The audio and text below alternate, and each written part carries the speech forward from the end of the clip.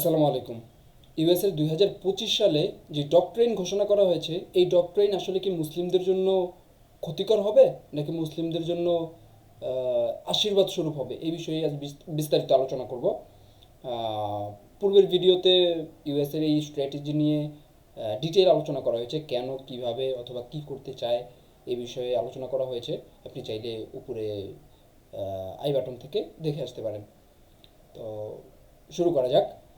Mainly প্রতি বছরই বলতে পারেন, প্রতি বছরই মার্কিন যুক্তরাষ্ট্র তাদের একটা ডক্ট্রিন প্রকাশ করে। এই ডক্ট্রিনে থাকে হচ্ছে তাদের বন্ধুকে, তাদের শত্রুকে এবং তারা কোথায় কি করবে, কিভাবে বিশ্ব পরিচালনা করবে।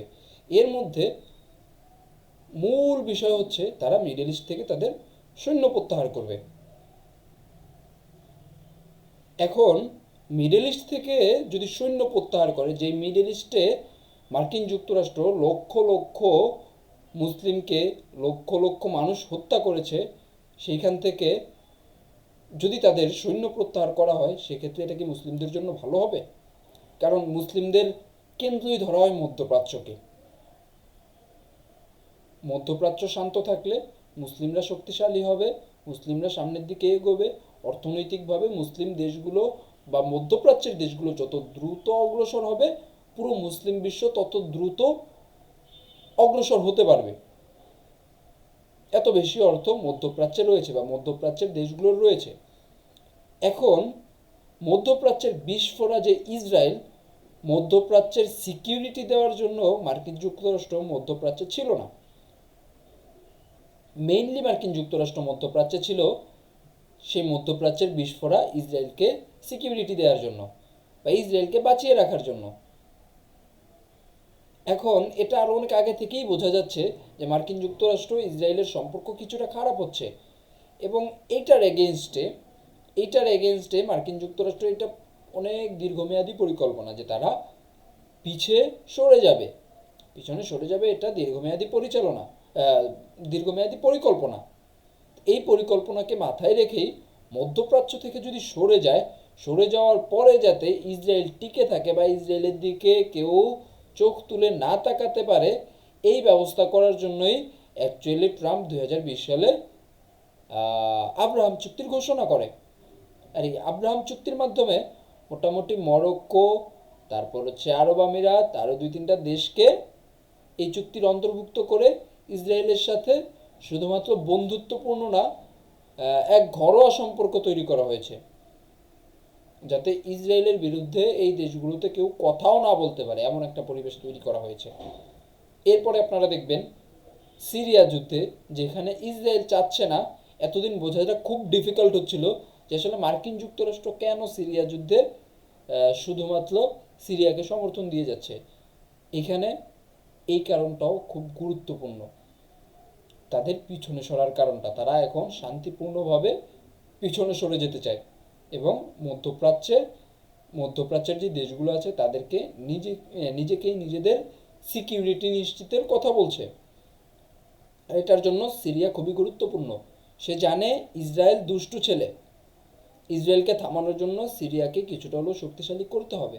আর এখানে আগের মতো যেভাবে মার্কিন যুক্তরাষ্ট্র, রাশিয়া সিরিয়ায় যুদ্ধ চালিয়ে গেছে, তুরস্ক ঢোকার পরে, তুরস্ক হামেদ আল সারাকে ক্ষমতায় আনার পরে মোটামুটি তুরস্কের সাথেও একটা নেগোসিয়েশন হয়েছে এবং তুরস্ক সর্বোচ্চ শক্তি দিয়ে সিরিয়াকে রক্ষা করার চেষ্টা করবে। কারণ হচ্ছে সিরিয়া অস্থিতিশীল থাকা মানে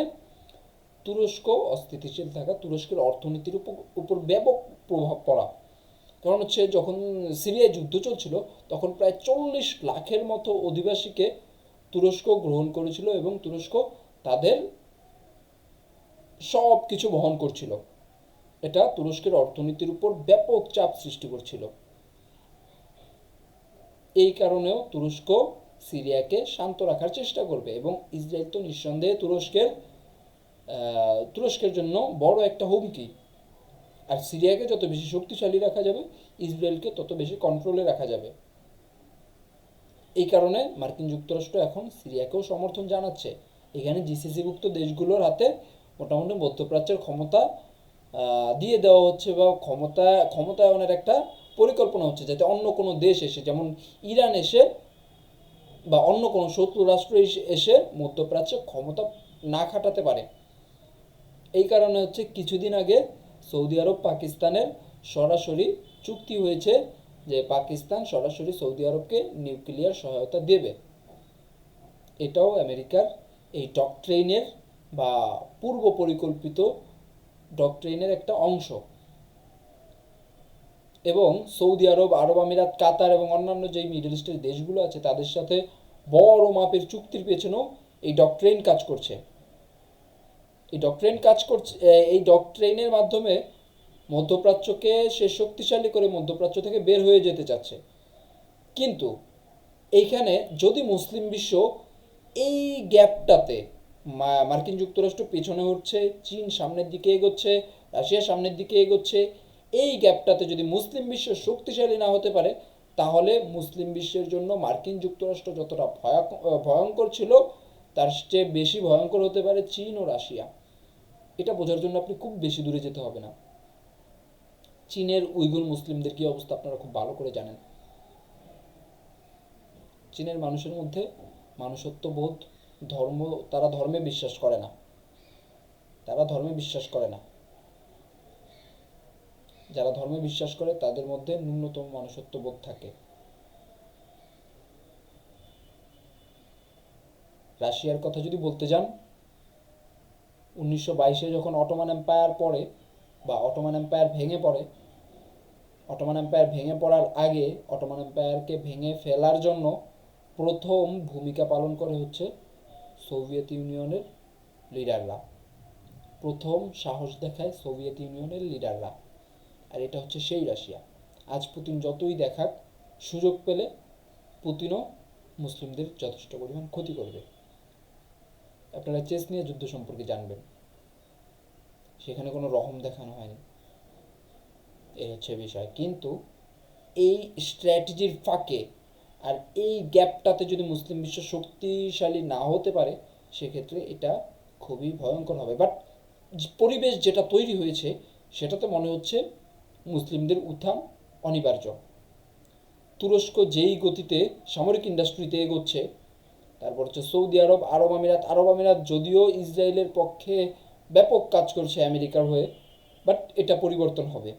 মুসলিম দেশগুলোর চাপে পড়ে হোক অথবা অ্যাজ এ মুসলিম হোক, বাট এটা পরিবর্তন হবে।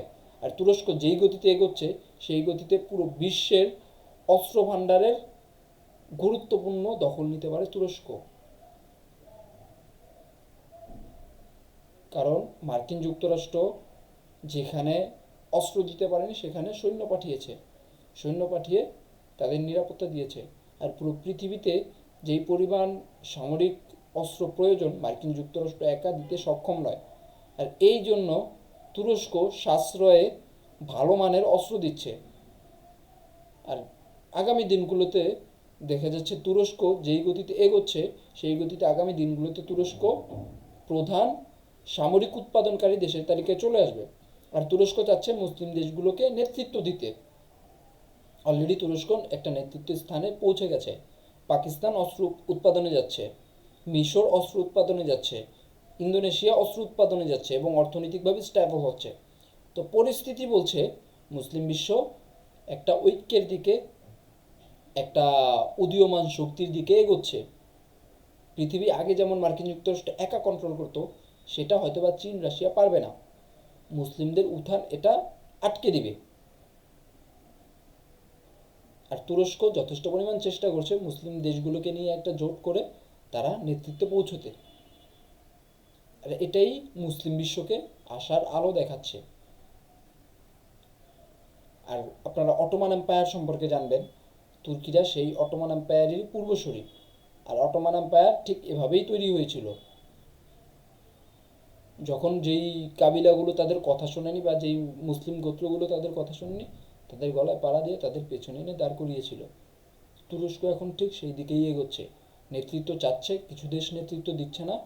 এখন তারা তাদের পায়ে ভর করে তাদের স্ববলে এগিয়ে যাচ্ছে এবং নেতৃত্ব নিয়ে জোর করে মুসলিম দেশগুলোকে তাদের পিছনে আনার বা পিছনে দাঁড়া করানোর একটা পরিকল্পনা করছে। আর এটাই হতে পারে গত 100 বছরের মধ্যে, এটাই হতে পারে সুবর্ণ সুযোগ মুসলিম বিশ্বের জন্য বা মুসলিম দেশগুলোর জন্য। এই হচ্ছে বিষয়। তো আশা করি আপনাদের বোঝাতে পেরেছি। অবশ্যই কমেন্ট করে জানাবেন, লাইক অ্যান্ড সাবস্ক্রাইব করে পাশে থাকবেন। ধন্যবাদ সবাইকে। আসসালামু আলাইকুম।